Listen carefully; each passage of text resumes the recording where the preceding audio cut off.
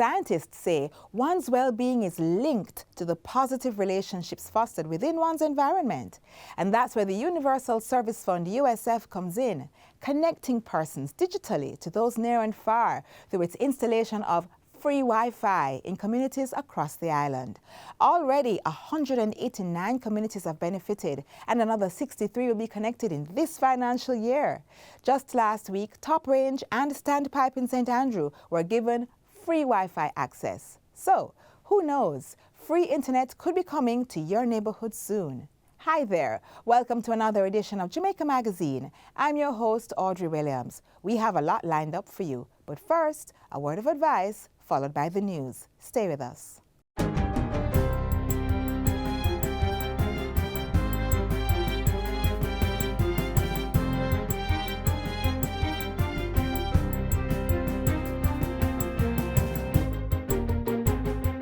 Good day, I'm Theodore Henry, and this is your JIS News for Friday, June 23, 2023. $60 million in emergency funds have been set aside to assist farmers in St. Anne and southern sections of Manchester and St. Elizabeth who were affected by the recent rainfall. $30 million of the funds will go towards the repair of farm roads. $15 million will assist cash crop farmers. Livestock farmers will benefit from $5 million, while the remaining $10 million will be used to repair and replace irrigation equipment. We saw a lot of loss in relation to grass, and as such, we will be providing $3 million towards the purchasing of that mulch material to put back on our farms. Agriculture, Fisheries and Mining Minister Floyd Green was speaking at the recent launch of the 69th staging of the Denbigh Agricultural, Industrial and Food Show. Minister Green says visitors to the three-day expo, which will be held from August 5 to 7, will be able to see the synergy between the mining aspect of his portfolio and agriculture. What we are going to do with this joined-up ministry is ensure that our former mining lands are repurposed to contribute to agriculture. The Ministry of Tourism will be conducting an economic impact study to assess the sector's development and sustainability. The study, which is to get underway in 2024, aims to identify the economic, fiscal, social and environmental impact of the 20,000 new hotel rooms being built in the next 5 to 10 years. Portfolio Minister Edmund Bartlett made the disclosure as he closed the 2023-2024 sectoral debate in Parliament on Tuesday. The study will identify and evaluate the potential impact of the proposed development on gross domestic product, foreign exchange earnings, investment, and government revenue and expenditure. It will identify and evaluate the potential impact of the proposed development on income and employment, both direct and indirect. The tourism sector's impact on other industries such as agriculture, construction, manufacturing, and entertainment will also be assessed. Particularly, Madam Speaker, housing, transport, and recreation. Madam Speaker, it will provide recommendations to mitigate potential negative impacts while capitalizing on positive impacts. A mix of 50 small and medium-sized enterprises, SME companies, are experiencing significant growth in their businesses. The development is a result of their successful completion of the Enterprise Development for Export Growth Export Max 3 program. The 50 SMEs were recognized at a closing out ceremony on Tuesday. The 3-year program, spearheaded by JAMPRO from 2019 to 2022, resulted in major achievements within the group. These include improvements in products and services, internal operations, and enterprise development plans. Some SMEs have gained access to new overseas markets, others have started exporting, while others have increased their export operations.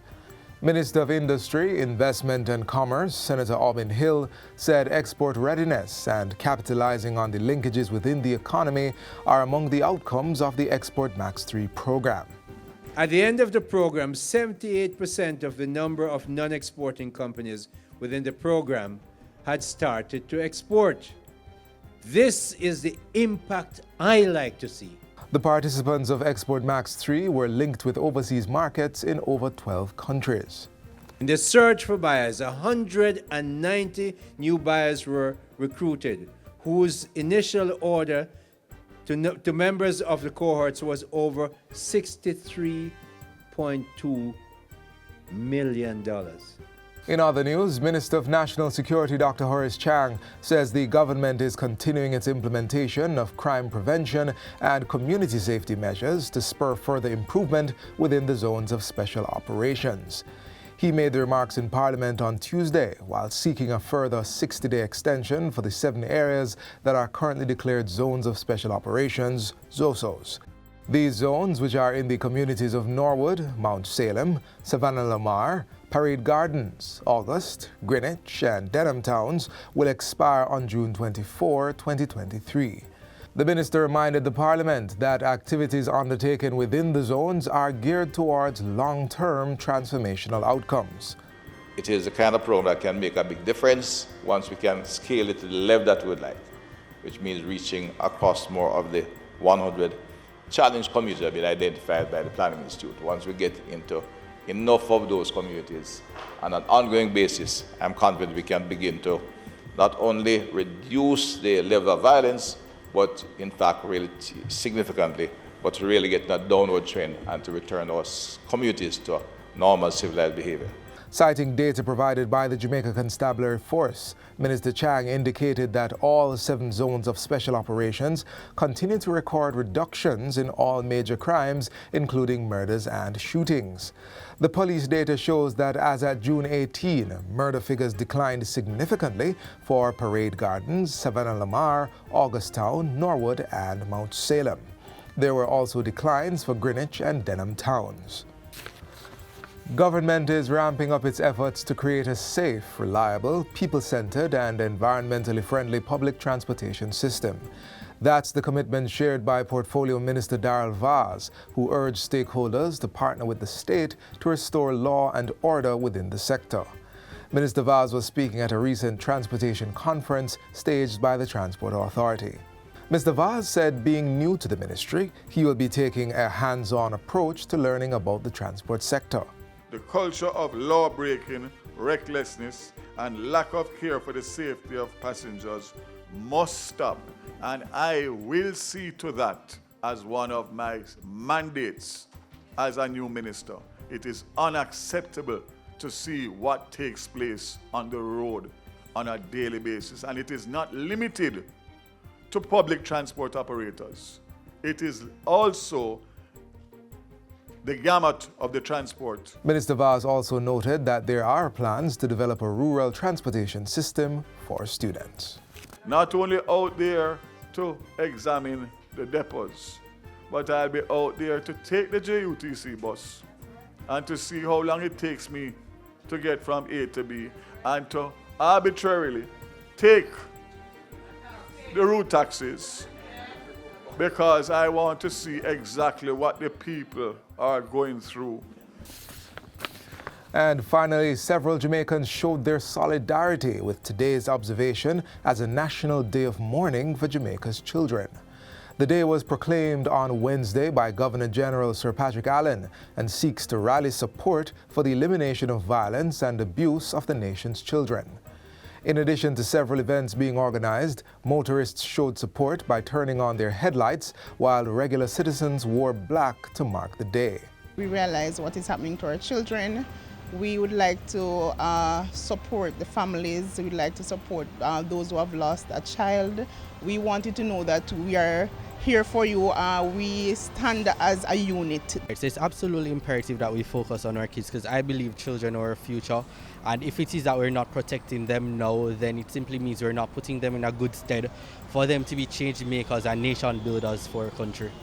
As you know, Jamaican women would say your belly bottom like it a burn you, just to see what's happening to our children. I'm in support of this movement because it says that we are tired of what is happening. It says to me that, you know, as a people we can unite for change. The nation's leaders also voiced their support at the proclamation ceremony.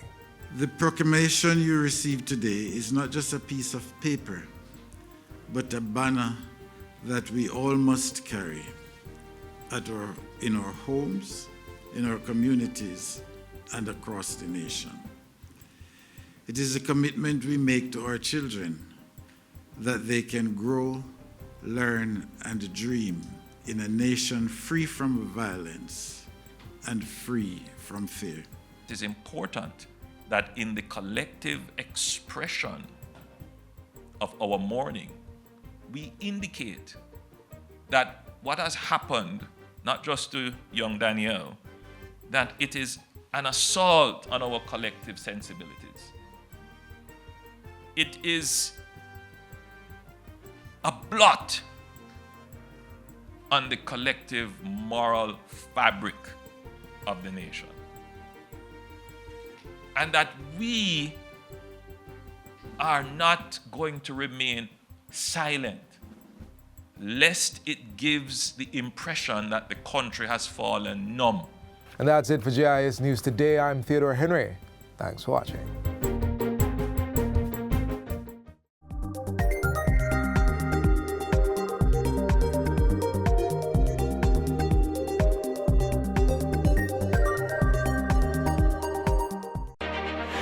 Jamaica and its workforce are advancing quickly. Life-changing opportunities are arising. You need training and support. We are the Renewed Heart NSTA Trust, committed to providing new and emerging skills training and opportunities. Come to Heart. We'll help you claim your place in the workforce of the future.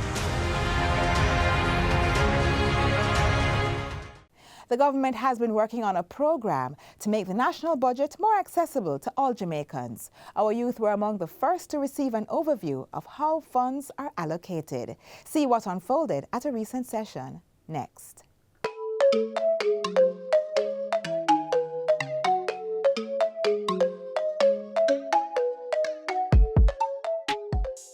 Over the last few years, the Ministry of Finance and the Public Service has been working to make the national budget more accessible to all Jamaicans, particularly our youth.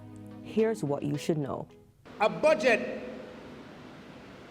by necessity, involves intergenerational compromise. And that intergenerational compromise has to be fair and equitable. If we tilt it too much in any one direction, it generates inequity in our country. If we take all of the money and we spend it on people who have retired, it means nothing for today or for tomorrow. If we take all of our money and we spend it on things today, we just put it in salaries, which is just for today, then it means we have no investment for the future. And you, students of today, represent our future. As we seek to improve our economy and to grow economic output, the surest way to do that is through investment in human capital development.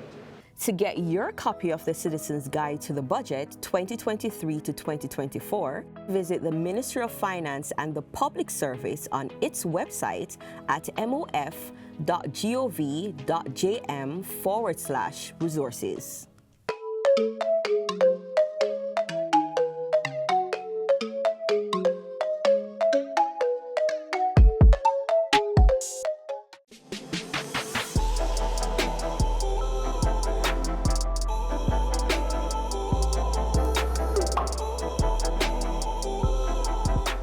Watch as we highlight a project that's aimed at building resilience to climate change and natural disasters in a sector that's integral to the Jamaican economy.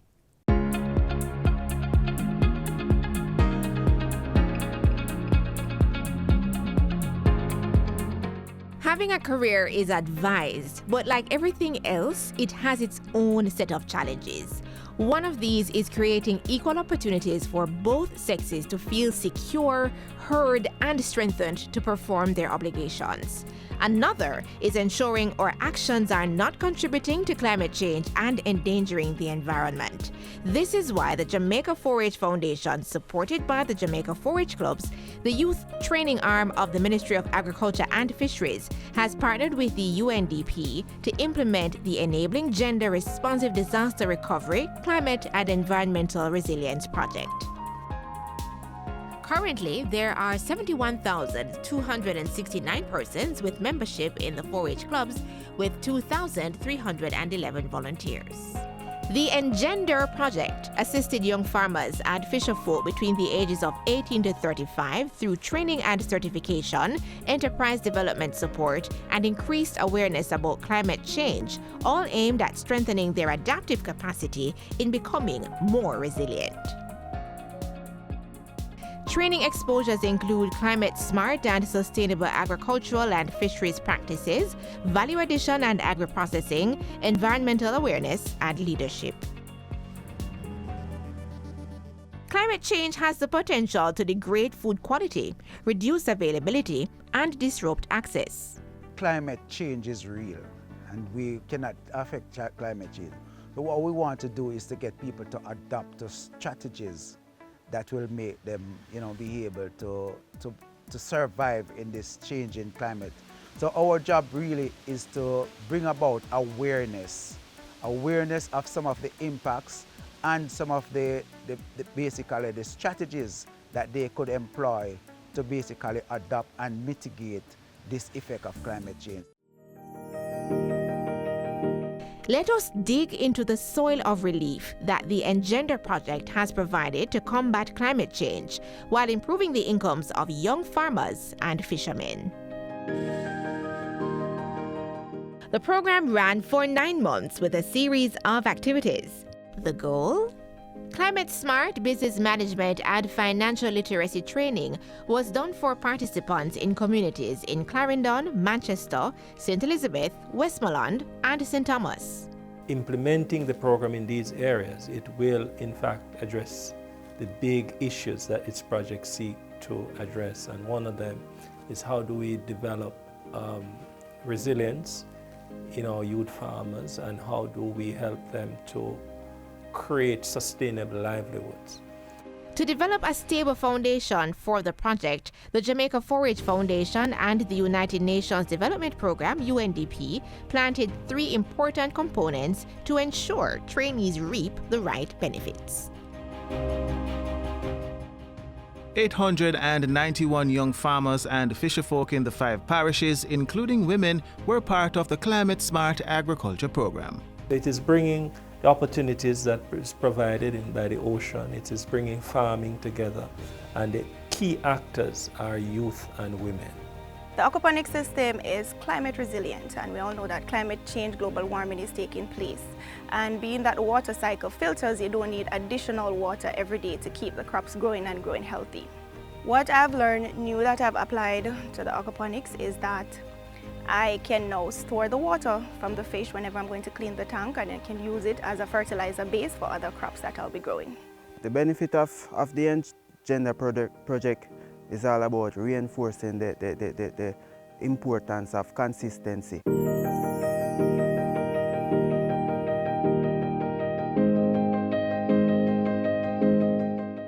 The crafting of this project is absolutely timely, and we are very, very grateful to the Global Affairs Canada as well as the Foreign Commonwealth and Development Office of the United Kingdom, because they have actually provided resources. And so the UNDP, the United Development Program, and the Jamaica 4-H Clubs Foundation, we have worked together to implement this very, very uniquely crafted project. Through the funding of the Global Affairs Canada and the UK, we were asked to work on this project in 9 countries in this region. And it's pretty much to look at how we can find a way of mitigating and adapting to the impact of climate change through a gender lens.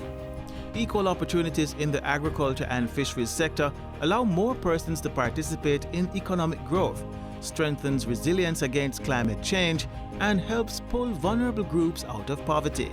The project in its design had a gender equal formula, and so special emphasis was placed on providing female youth with the opportunity to gain access to resources which they normally would have had a challenge accessing. Youths in agriculture, the interest is somewhat low, and to have them involved in this kind of production system help them to see a way out. The future for sustainable Jamaica is climate smart.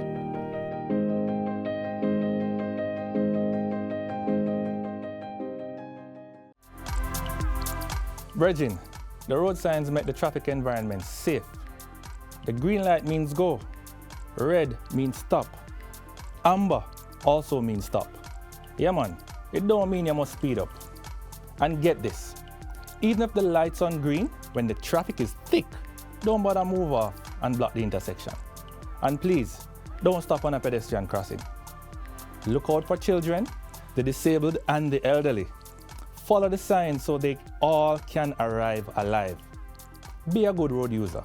Obey the road signs and look out for each other. Up next, a look at an object that makes transportation possible. I have absolutely no idea what this is or what it's even used for. But today on Autospot, I'm going to be learning all about tires, and who knows, I might even end up changing one myself.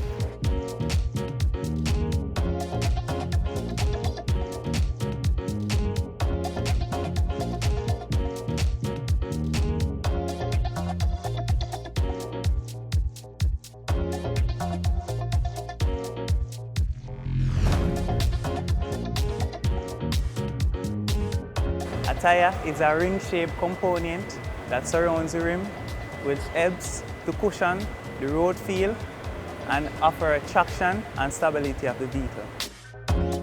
You have all-purpose tires, which can use in all terrain. You have wet tires. For wet tires, it's for like wet road condition.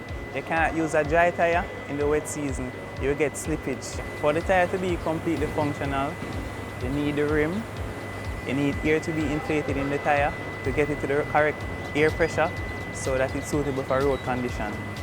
A cold tire is when the temperature inside the tire is reduced to like normal road temperature. At that time is the correct time to check the air pressure within the tire to give you an accurate reading. For the hot tires now is when you're driving on the road for a long duration of time and the heat inside the tire builds up and increases the pressure inside the tire. Tire inflation is the pressure inside the tire, which can be in kilopascal, bars, or PSI. There's an instrument called the tire pressure gauge, which I have here with me. You use to take the tire pressure. I can demonstrate for you. First, we'll have to remove the dust cap from off the tire. Place the tire pressure gauge on the tire valve,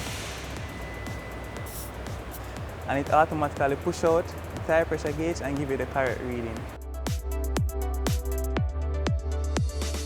The driver still needs to play a big role in the safety of the vehicle on the road.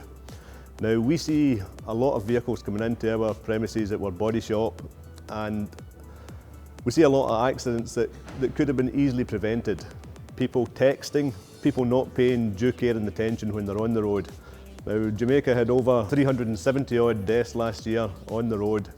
The big target to get it under 300 this year, and that can easily be achievable if people just pay a bit more care and attention when they're driving on the road. The tyre normally has a manufacture date on the side. From that date in which the tyre was produced, you can know when the tyre needs to be changed. Within 4 to 6 years of the manufacture date, the tyre is due for replacement. But what if I'm on the road and I have a flat tire, what do I do? Okay, the first step is to park the vehicle in a secure location, flat surface. Pull up the emergency handbrake, ensure that the vehicle don't run back or anything. Then you gather your tools, including a jack, lug tool for the job. Alright. Here you have the lug. You're gonna place the lug tool on that, ensure that the correct lug tool is fit perfectly, and you push it down in the anti-clockwise position. Okay. And you do that for all 5 lugs. Okay, and it's usually 5 logs? No, some vehicles carry 4, some carry 5, some carry 6. But for this application, it's 5. Okay. So what else do you do after that? After you remove the lugs, you remove the complete wheel and you have it all for yourself. Then you go for your spare and place it back on here and screw on back. You tighten back your lugs. Alright, so this is what you use to tighten it back? Yeah, this is the lug tool. So you're going in the other direction? Yeah, clockwise, turning. And you always tighten diagonal. Right, you tighten in the clockwise direction. So which one? Clockwise. First? It can be anyone, but you have to tighten it diagonal. This, then this, and this. Yeah, cross and cross. So the tire go on, the wheel go on even. And then let down the vehicle, and then you finally torque the lugs to make sure that they are correctly tight. Where do we usually find the spare tires? Alright, depending on the vehicle type, sometimes the spare is under the vehicle and the back of the trunk or inside the trunk.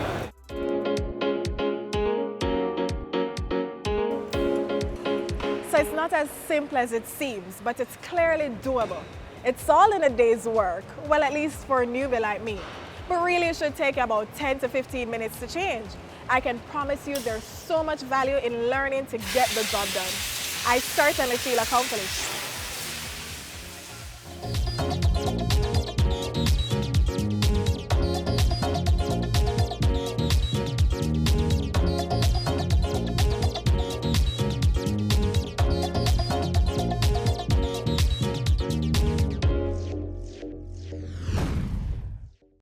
Keep we island clean, so clean. From the peaks to the beach, so clean. No dirty up Jamaica, please don't do it. Keep we island clean, so clean. From the peaks to the beach, so clean. No dirty up Jamaica, please don't do it. No dash no paper, no dash no plastic. Dispose your garbage responsibly. No know how to recycle, learn it quick. And if you drop it, better pick up every piece of it. Plastics last forever, don't forget the bits. Cause when them touch the street, them end up in the sea. Collect pan the reef where they fish them feed. And when you want seafood, I eat your Keep eat. we island clean, so clean. From the peaks to the beach, so clean. No dirty up Jamaica, please don't do it. No dirty up Jamaica, no dirty up Jamaica, no dirty up Jamaica, no dirty up Jamaica.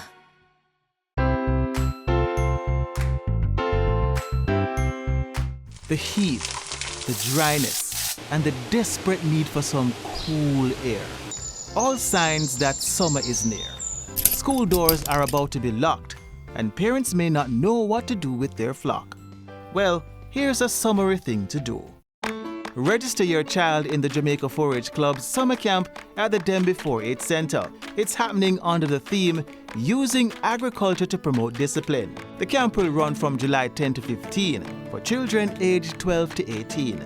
Come prepared to have lots of fun and participate in activities such as Culture Night, Sports Day, agro-related training, agro-processing lab experience, and farming, to name a few. Register now at any 4-H parish office.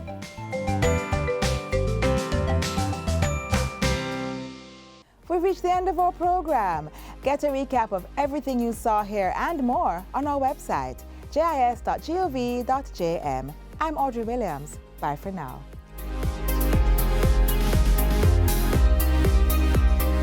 This has been a production of the Jamaica Information Service, the voice of Jamaica.